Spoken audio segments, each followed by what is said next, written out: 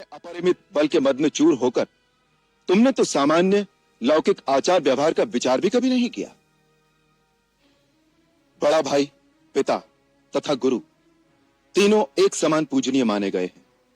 उसी प्रकार छोटा भाई, पुत्र तथा शिष्य तीनों एक समान माने गए हैं।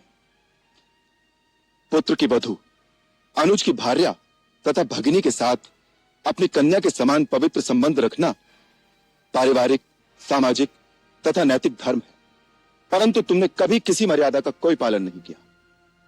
अपने छोटे भाई सुग्रीव के साथ अन्याय करके बिना किसी दोष के उसे निष्कासित कर दिया और उसके जीते जी उसकी पत्नी रूमा को अधर्म और अनीति से पत्नी की भांति अपने अधीन रखा।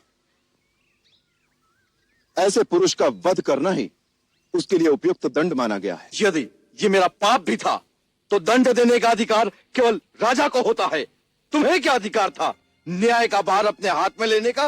अहंकारी वानर, तुम्हें यह विदित होना चाहिए कि पर्वतों, वन और कानूनों से युक्त यह सारी पृथ्वी हम इक्ष्वाकु वंश के राजाओं की है। इस समय इक्ष्वाकु वंश के राजा भरत है।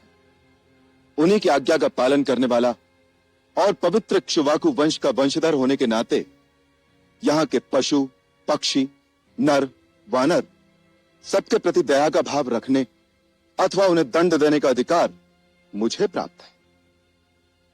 धर्मात्मा राजा भरत इस पृथ्वी का पालन करते हैं और उनके रहते कोई भी प्राणी धर्म के विरुद्ध आचरण नहीं कर सकता।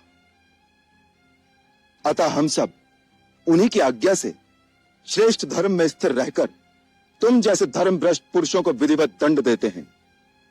वाली, सत्पुरुषों का धर्म अति सूक्ष्म होता है, उसे समझना बहुत कठिन है। इतना समझ लो कि यदि राजा पापी को दंड दे तो पापी उस दंड को भोगकर निष्पाप हो जाता है, परंतु यदि राजा पापी को उचित दंड न दे तो उस दंड का फल राजा को स्वयं भोगना पड़ता है।